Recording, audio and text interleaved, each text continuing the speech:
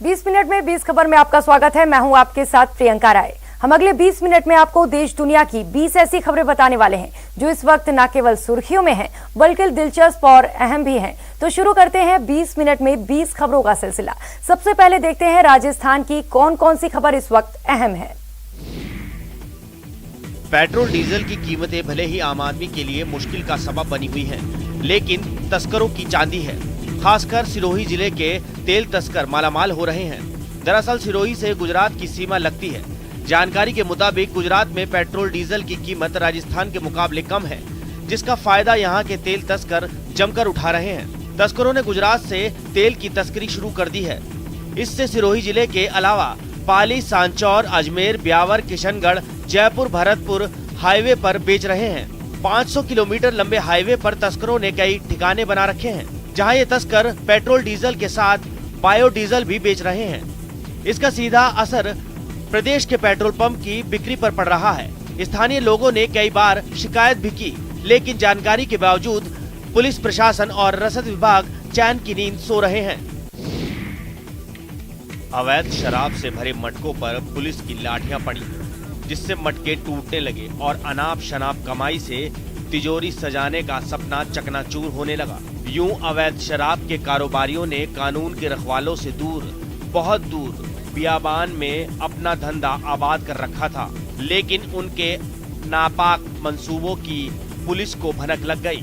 आगे की कहानी तस्वीरें बयां कर रही हैं। पुलिसिया मुस्तैदी के ये सुखद तस्वीरें टोंक से आई हैं। जी हां, टोंक जिले में अवैध शराब के खिलाफ आबकारी विभाग ने बड़ी कार्रवाई की है। इस कार्रवाई से जिले में हड़कंप मच गया। मिली जानकारी के मुताबिक पुलिस को हथकढ़ शराब बनाए जाने की सूचना मिली थी, जिसके बाद पुलिस और आबकारी विभाग के दस्ते ने मौके पर छापा मारा। बात सच थी, यहाँ कुछ लोग भट्टियां लगाकर हथकढ़ शराब बना रहे थे। आबकारी दस्ता निवाई, टोंक और मालपुरा ने संयुक्त कार्रवाई करते हुए 2200 लीटर वॉश नष्ट किया। मरुधरा में स्वास्थ्य सेवाओं की हकीकत समझने के लिए इस तस्वीर को आपको ध्यान से देखना होगा। ये कोई आम चैम्बर नहीं है, ये चैम्बर है डॉक्टर साहब का, जो लोगों का इलाज कर बीमारियां दूर करते हैं। लेकिन ये क्या, डॉक्टर साहब की कुर्सी पर तो कुत्ते का कब्जा है, तो क्या ये कुत्ता ही लोगों का इलाज करता है? जी नहीं जनाब, ऐसा बिल्कुल नहीं है। इलाज तो डॉक्टर साहब ही करते हैं, लेकिन चैम्बर खाली पड़ा था। कुत्ते को कुर्सी देखकर लालच आ गया और उसने कर लिया डॉक्टर की कुर्सी पर कब्जा। अब सोचिए, जिस अस्पताल के डॉक्टर की कुर्सी पर कुत्ता बैठा है, उस अस्पताल की दूसरी व्यवस्थाएं कैसी हो सकती हैं? ये तस्वीर दौसा के सिकराय अस्पताल की है, जहां डॉक्टर की कुर्सी पर कुत्ता आराम फरमा रहा है, वो भी तब जब अस्पताल में 24 घंटे कर्मचारी रहते हैं। दरअसल अस्पताल परिसर में बड़ी संख्या में कुत्ते घूमते रहते हैं, जो मरीजों के बिस्तर पर तो आराम फरमाते ही हैं, अब वे डॉक्टर की कुर्सी तक पहुंच गए हैं। अब आप इसे लापरवाही की इंतहा कहिए या फिर कुछ और, लेकिन तस्वीर बहुत कुछ बयां कर रही है।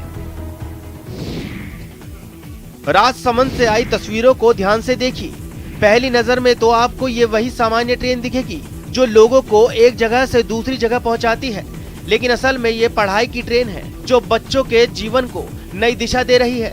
आमेर तहसील के जटिया के प्राइमरी स्कूल की बदली तस्वीर अब इलाके के लोगों के लिए आकर्षण का केंद्र के साथ साथ हैरानी का कारण बनी हुई है। आकर्षण का केंद्र इसलिए कि पूरे स्कूल को ही ट्रेन के रंग में रंग दिया गया है और क्लास ट्रेन की बोगी की तरह नजर आ रही है। इतना ही नहीं, स्कूल की दीवारें बोल रही हैं, वर्णमाला पढ़ा रही हैं, 12 खड़ी पढ़ा रही हैं, गिनती पहाड़े, दिन, महीने, साल सब दीवार ही बता रही हैं। लोग हैरान इसलिए हैं कि कुछ दिन पहले तक ये स्कूल बदहाल था, जर्जर था, खस्ता हाल था, लेकिन शिक्षकों के संकल्प को जब भामाशाह का सरोकार जुड़ा तो तस्वीर बदलते देर नहीं लगी और पढ़ाई वाली ट्रेन ने रफ्तार पकड़ ली। स्कूल की इस बदली तस्वीर ने भामाशाह दिनेश चंद्र को उत्साह से भर दिया। लगे हाथों उन्होंने हर साल स्कूल में 1 लाख रुपए के विकास कार्य करवाने का संकल्प लिया। और अब देख लेते हैं कुछ अन्य राज्यों की खबरें। रात में सुनसान सड़क पर पुलिस की गश्त। तस्वीरें इतनी कॉमन है कि इस पर किसी का ध्यान नहीं जाता। अमूमन लोग इसे पुलिस का नॉर्मल रूटीन मान लेते हैं। बात सही भी है, कानून के रखवाले अपनी ड्यूटी पर मुस्तैद रहते हैं, जिसकी वजह से लोग निश्चिंत होकर सोते हैं। लेकिन यहाँ बात अलग है। जी हाँ, आपकी टीवी स्क्रीन पर नजर आ रही ये तस्वीरें एक कुख्यात अपराधी से पुलिस की मुठभेड़ की है। तस्वीरें यूपी के झांसी से आई हैं। दरअसल नवाबाद थाने की पुलिस को सूचना मिली थी कि मुक्ताकाशी मंच के पास एक कुख्यात बदमाश बड़ी वारदात को अंजाम देने की फिराक में घूम रहा है। इस पर पुलिस ने घेराबंदी कर बदमाश को पकड़ना चाहा, लेकिन बदमाश ने पुलिस टीम पर फायरिंग कर दी। पुलिस ने भी जवाबी फायरिंग की। पुलिस की ओर से चलाई गई एक गोली बदमाश के पाँव में लगी, जिसे पुलिस ने अस्पताल में भर्ती कराया है। पुलिस को बदमाश से पूछताछ में कई खुलासे की उम्मीद है। एक व्यक्ति जो है वो आते हुए दिखाई दिया, जिसको रोकने का प्रयास किया गया और उसने भी फायरिंग की, तो उसको भी रोकने में जवाबी फायरिंग में उसको भी गोली लगी। उसे भी मेडिकल कॉलेज भेज दिया गया है, उपचार उसका जारी है। बिहार के कटिहार से हैरान करने वाली तस्वीरें सामने आई, जहां मछली मारने के मुद्दे पर दो गुट आपस में भिड़ गए।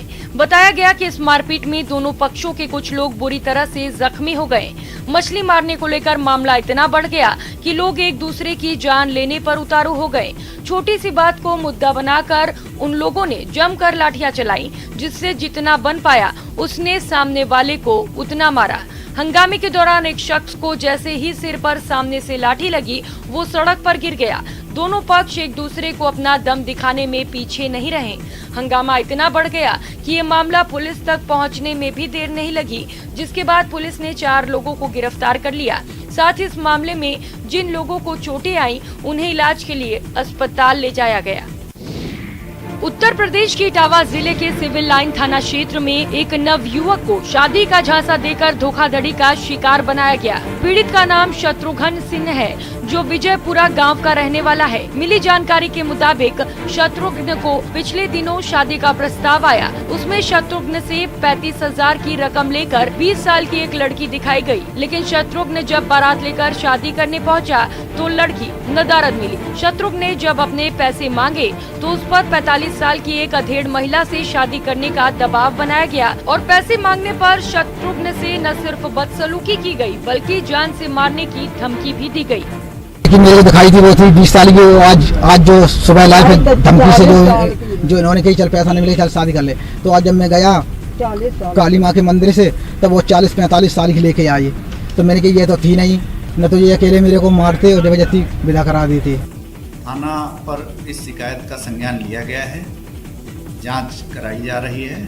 शीघ्र ही न्यायोचित विधिक कार्रवाई अमल में लाई जाएगी, प्रगति से अवगत कराया जाएगा।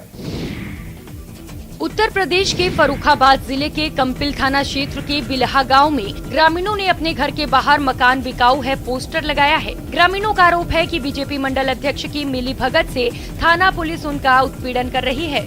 हमारे कोई मने के हमारे को धमकी दो, अभी हमारे मने नहीं, अब हमारे कोई है अब हमारे लैपटॉप जितने बारी मामले में सरकारी है बारे में।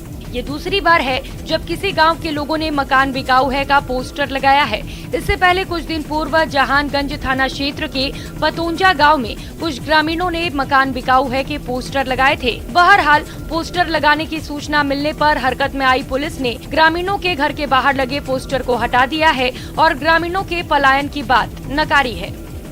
मैंने मौके पर जाकर जाँच की और लोगों से वार्ता की, तो उनके द्वारा बताया गया और लिखित में भी दिया गया कि उनकी किसी से दुश्मनी या रंजिश नहीं है। ताज़ा मामला जहानगंज में था, वहीं अब दूसरा मामला एक सप्ताह बाद थाना क्षेत्र कंपिल में है। कंपिल में भी तकरीबन 1 दर्जन परिवार जो हैं एक बीजेपी नेता से प्रताड़ित होकर गांव छोड़ने पर मजबूर है। असम में भारी बारिश के बाद ब्रह्मपुत्र नदी में आए उफान से कई इलाकों में बाढ़ जैसे हालात बन गए। सबसे ज्यादा परेशानी तिनसुकिया में रहने वाले लोगों को हुई, जहां ब्रह्मपुत्र नदी का पानी का सैलाब बनकर रिहायशी इलाकों में घुस गया। इस तबाही का सबसे ज्यादा असर नदी के किनारे बसे लोगों पर पड़ा, जहां चारों तरफ पानी ही पानी नजर आया। वहां की सड़कें हो या फिर मकान, सब बाढ़ के पानी की जद में नजर आए, जिसकी वजह से कई लोग घरों में कैद होने को मजबूर हो गए। इतना ही नहीं, थाने के अंदर भी पानी का डेरा जमा हो गया, जिससे पुलिस वालों को काफी परेशानी हुई। वहीं रास्तों पर पानी भर जाने की वजह से लोगों को आवाजाही के लिए नाव का सहारा लेना पड़ा। असम में करीब एक हफ्ते से भारी बारिश का दौर जारी है, जिससे ब्रह्मपुत्र और उसकी सहायक नदियों के किनारे बसे 7 जिलों के करीब 250 गांव बाढ़ की चपेट में आ गए हैं। उत्तराखंड के कई शहरों में लगातार हो रही बारिश से लोगों पर मुसीबतों का पहाड़ टूट पड़ा है। भारी बारिश के कारण देहरादून ऋषिकेश हाईवे पर बना एक पुराना पुल 2 हिस्सों में टूट गया। जो तस्वीरें वहां से सामने आई, उनमें नीचे पानी बहता दिखा और ऊपर टूटी फूटी सड़क नजर आई। जो हिस्सा धंसा, वहां कुछ गाड़ियां भी फंस गई, क्योंकि जिस वक्त ये हादसा हुआ उस वक्त उस पर ट्रैफिक चल रहा था। हादसे के वक्त एक बस पलट गई तो सामान ढोने वाली एक गाड़ी के पहिए वहीं थम गए, जबकि एक शख्स अपनी मोटरसाइकिल को कुछ लोगों की मदद से वहां से बाहर निकालने की कोशिश में जुटा दिखा। हाईवे से बाकी गाड़ियों ने इस मंजर को देखकर अपना रास्ता बदलने में ही भलाई समझी। बारिश के कहर से शहर के दूसरे इलाके भी नहीं बच पाए। कई रिहायशी इलाकों में पानी भर गया, सड़कें तालाब बन गयी, आने जाने का रास्ता दिखना तक बंद हो गया। मकानों के चारों तरफ पानी ही पानी नजर आया, जिसने लोगों के रातों की नींद उड़ा कर रख दी। लोगों के मकान खतरे की जद में है, लोगों ने रात जो है जाग जाग कर गुजारी है। अफगानिस्तान में बदले हालात और तालिबान शासन का असर भारत में भी देखने को मिल रहा है। तालिबान ने अफगानिस्तान से होने वाले एक्सपोर्ट और इंपोर्ट पर रोक लगा दी है। इससे भारत के कारोबारी चिंतित हैं। सबसे ज्यादा असर देश के ड्राई फ्रूट के बिजनेस पर हुआ है। देश में करीब 80% ड्राई फ्रूट्स अफगानिस्तान से आता है। इसमें किशमिश, बादाम, मुनक्का, अंजीर, अखरोट जैसे प्रोडक्ट शामिल हैं। अब इनकी कीमतों में तेजी से उछाल आया है और एमपी के बुरहानपुर का ड्राई फ्रूट्स बाजार भी इससे अछूता नहीं है। व्यापारियों के अनुसार अफगानिस्तान से आने वाले आधा दर्जन से अधिक सूखे मेवे के दामों में 20 से लेकर 50% तक उछाल आ गया है। अंजीर जो 600-700 रुपए थी वो 1000-1200 रुपए अंजीर हो गई है। बादाम 650 रुपए थी 1000 रुपए किलो हो गई है। पहले जहां पैर रखने की जगह नहीं होती थी, वहां अब कम लोग ही खरीदारी करते दिखते हैं। जो लोग मंडी में आए हैं वे भी काफी तोल मोल कर रहे हैं। जो 5 किलो किशमिश खरीदने के लिए घर से निकले हैं, वे यहां पहुंचने के बाद 2 से 3 किलो ही किशमिश खरीद रहे हैं। जी तोड़ मेहनत की, दिन को दिन नहीं समझा, रात को रात नहीं जाना, लेकिन मुनाफा की बात तो छोड़िए, लागत भी नहीं निकले तो अन्नदाता क्या करेंगे। उनका गुस्सा फूट पड़ा और उतर गए सड़क पर। जी हाँ, महाराष्ट्र के नासिक में कई किसानों ने फसल के वाजिब दाम नहीं मिलने पर प्रदर्शन किया, क्योंकि काफी मेहनत से उपजाए गए टमाटर की कीमत अब 2 रुपए किलो हो गई है। भड़के किसानों ने टमाटर को सड़कों पर फेंकना शुरू कर दिया। वहां की एक मंडी से सामने आई तस्वीर में कुछ किसान ट्रकों में रखे टमाटर को अपने ही हाथों से बर्बाद करते दिखे, जबकि कुछ किसानों ने ट्रकों पर खड़े होकर अपनी नाराजगी जाहिर की। सही दाम नहीं मिलने तक आंदोलन जारी रखने की चेतावनी दी। टमाटर अभी 2 रुपए 3 रुपए किलो जा रहा है। आंदोलन तेज होने का कारण यही है, टमाटर का भाव नहीं। टमाटर किसान सड़क पर उतरे तो उनसे जुड़े एक किसान संगठन ने भी मोर्चा संभाल लिया और उसने उद्धव सरकार से किसानों की मदद की अपील की। महाराष्ट्र गवर्नमेंट को एक मांग करता हूँ, वो किसानों को मदद करना चाहिए। सिर्फ नासिक ही नहीं, औरंगाबाद में भी किसानों ने सैकड़ों टन टमाटर सड़कों और खेतों में सड़ने के लिए छोड़ दिया। गवर्नमेंट भी शायद हम लोग को और थोड़ा हेल्प करने से बहुत अच्छा रहना था और अच्छा भी रहेगा in future. Okay, what was the motto behind creating this basketball court? Motto behind this basketball court was actually we want to create more players for the state. सुन लिया, लेकिन सुनने भर से काम नहीं चलता। इन जनाब से प्रेरणा लीजिए। जी हाँ, खेल जगत में अपने इलाके का बोलबाला चाहते हैं, तरक्की चाहते हैं, नाम दाम और यश चाहते हैं, तो सरकार के भरोसे मत रहिए, अपनी किस्मत खुद संवारिए। यकीन नहीं तो इन होनहारों से सबक लीजिए। इन सब ने यही तो किया है। अरुणाचल प्रदेश के एक छोटे से गांव बोरम के बाशिंदों ने अपने दम पर अपने संसाधन से 1200 स्क्वायर मीटर का बास्केटबॉल कोर्ट बनाना शुरू किया। गांव वालों ने शुरुआत की तो हाथ बांटने वाले खुद ब खुद आगे आते गए।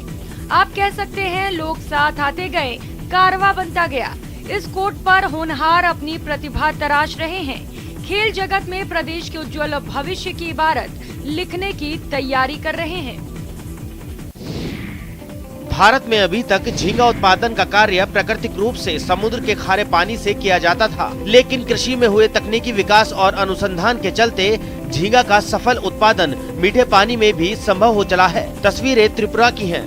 The operation of giant freshwater prawn hatchery, which is known as Scampi, is popular in India, in Tripura state also. झींगा पालन का कार्य कृषि और पशुपालन के साथ सहायक व्यवसाय के रूप में किया जाता है। इस व्यवसाय से ग्रामीणों को छोटे से जल क्षेत्र से अच्छी खासी कमाई हो जाती है। खेती संग इस व्यवसाय को अपनाकर खेतों को और लाभकारी बनाया जा सकता है। आपको बताते चले कि फिलहाल देश में झींगा पालन एक बहुत तेजी से बढ़ने वाले व्यवसाय के रूप में उभरा है। रेटिंग एजेंसी क्रिसिल की एक रिपोर्ट में कहा गया है कि वर्ष 2021 में दूसरे स्थान पर खिसकने के बाद भारत झींगा निर्यात में वैश्विक स्तर पर एक बार फिर से नंबर 1 की पोजीशन हासिल कर सकता है। जम्मू कश्मीर प्रगति के पथ पर निरंतर आगे बढ़ रहा है। यहाँ जीवन के हर क्षेत्र में विकास के नए मापदंड स्थापित किए जा रहे हैं। बन रही अस्पताल की इमारत इस बात पर मुहर लगा रही है। तस्वीरें अनंतनाग की हैं। दक्षिण इमारत के इस दूर दराज के इलाके में रहने वाले लोगों के लिए कल तक चिकित्सा सुविधा नहीं थी। जी हाँ, बुनियादी मेडिकल फैसिलिटी तक मयस्सर नहीं थी, जिससे मामूली से मामूली बीमारी में भी लोग परेशान हो जाते थे। हादसे का मतलब तो लोग कुदरत का कहर लगाते थे। जान बचने की कोई उम्मीद नहीं होती थी। जब तक लोग घायल को अस्पताल पहुंचाते, तब तक उसकी मौत हो जाती थी। लेकिन अब ऐसा नहीं होगा। चिकित्सा सुविधा मिलने की चमक यहाँ के बाशिंदों की आंखों में साफ देखी जा सकती है। अगर अल्लाह ना करे, जब यहाँ पे एक्सीडेंट होता था पहले अनंतनाग में ज़्यादा भी फैसिलिटीज़ नहीं थी। अगर ज़्यादा इंजरी होती तो फिर सोरा श्रीनगर जाना पड़ता था। बहुत सारे लोगों की रास्ते में ही डेथ हो गई थी। जी, ये जो यहाँ बनी है, ये मेडिकल एड हमारे को बनी है, ये बहुत अच्छी है हमारे लिए। डिजाइन से लेकर डेवलपमेंट तक ये जहाज पूरी तरह से स्वदेशी है। हमारे भारतीय तटरक्षक बल की ग्रोथ जर्नी जो मामूली 5-7 छोटी नावों से शुरू हुई थी, वो आज 20,000 से ज्यादा एक्टिव स्टाफ, 150 से अधिक जहाजों और 65 से अधिक विमानों के बेड़े तक पहुंच गई है। तस्वीरें चेन्नई की हैं, जहां रक्षा मंत्री राजनाथ सिंह ने भारतीय तटरक्षक बल के पोत विग्रह के कमीशनिंग इवेंट में हिस्सा लिया। यह जहाज 100 मीटर लंबा है और नवीनतम तकनीकों से लैस है। नेविगेशन सिस्टम हो या कम्युनिकेशन इक्विपमेंट, सेंसर या दूसरे स्थापित उपकरण, ये सभी न केवल आज की बल्कि आने वाले लंबे समय के लिए भविष्य की जरूरतों को पूरा करने वाले हैं। कहना गलत नहीं होगा कि इस जहाज की कमीशनिंग देश की तटीय रक्षा क्षमता में महत्वपूर्ण सुधार के साथ साथ रक्षा क्षेत्र में लगातार बढ़ती आत्मनिर्भरता को प्रदर्शित करता है। ये नैनीताल का खुरपाताल का जग्युड़ा स्कूल है। अनलॉक होने के बाद इन बच्चों का कोर्स पूरा करने पर जोर है। कोरोना से हुई पढ़ाई के नुकसान की भरपाई करने में टीचर लगे हैं। अलग अलग माध्यमों से बच्चों को शिक्षा दे रहे हैं। खास बात यह है कि कई महीनों बाद क्लासरूम में पहुंचे इन बच्चों को हिंदी, अंग्रेजी के साथ ही रोजगार के भी पाठ पढ़ाए जा रहे हैं। किताबी ज्ञान के साथ शुरू किए गए पर्यावरण, सामाजिक विज्ञान और लोगों से जुड़ाव की क्लास बच्चे खूब एंजॉय कर रहे हैं। इससे हमें बहुत अच्छी सीख मिल रही है कि हमें चीजों को बर्बाद नहीं करना चाहिए। बस दरअसल खेल खेल में शिक्षा देने का विचार मन में आया तो बच्चों को आसपास के परिवेश के साथ शिक्षा को जोड़ दिया गया। इसमें बीज, खाद से लेकर पर्यावरण और घरों के वेस्ट सामान के इस्तेमाल की सीख दी जा रही है। पूर्ण अवतार कहे जाने वाले श्री कृष्ण को कैनवास पर उतारते कलाकार, सबसे बड़े कलाकार में रंग भरते सधे हुए हाथ, भगवान को गढ़ता भक्त। तस्वीरें यूपी के मथुरा की हैं। जी हाँ, कान्हा की नगरी में श्री कृष्ण जन्मोत्सव की तैयारियां जोरों पर हैं। प्रदेश के मुखिया योगी आदित्यनाथ के निर्देश पर श्री कृष्णोत्सव को दिव्य और भव्य बनाए जाने की तैयारियां आखिरी चरण में है। इसी कड़ी में मथुरा संग्रहालय में एक चित्रकार शिविर का आयोजन किया जा रहा है।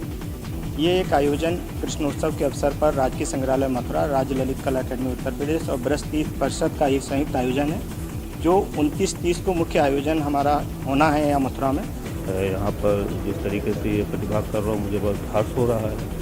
और जो हम लोग ये चित्र बना रहे हैं, इसको हमारे जो माननीय मुख्यमंत्री जी हैं वो भी दर्शन के लिए, और जो दर्शक आएंगे उनको भी दर्शन के लिए लगाई जाएगी। मुझे एक बहुत अच्छा मौका मिला है कि मैं मथुरा आके श्री कृष्ण भगवान के ऊपर पेंटिंग बनाऊं, और मैं इस समय अपने आप को बहुत भाग्यशाली समझ रही हूँ कि मैं उनके सब्जेक्ट को लेके अपना वर्क कर रही हूँ, और मुझे लगता है कि इस बार मेरा जीवन जो है धन्य हो गया है।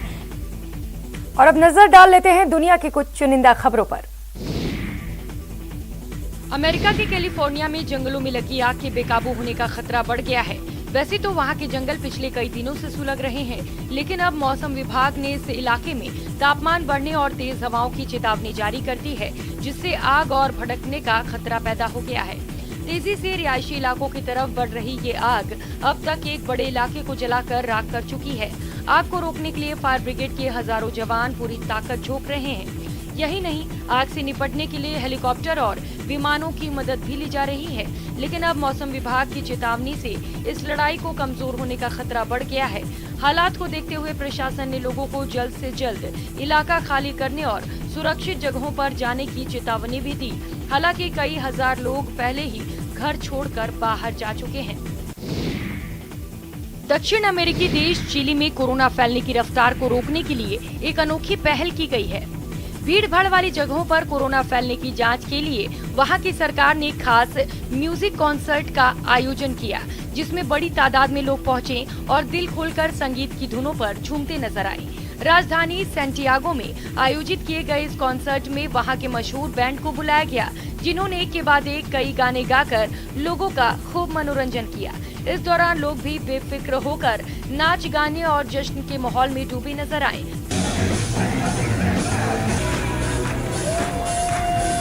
हालांकि ये एक तरह का क्लिनिकल ट्रायल था, इसीलिए वहां पूरी सावधानी भी बरती गई।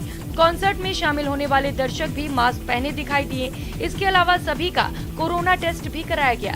बताया जाता है कि अगर सब कुछ ठीक रहा तो चिली में जल्द ही ऐसे कॉन्सर्ट और दूसरे कार्यक्रम कराने की मंजूरी दे दी जाएगी। Un PCR de entrada y después un PCR 8 días después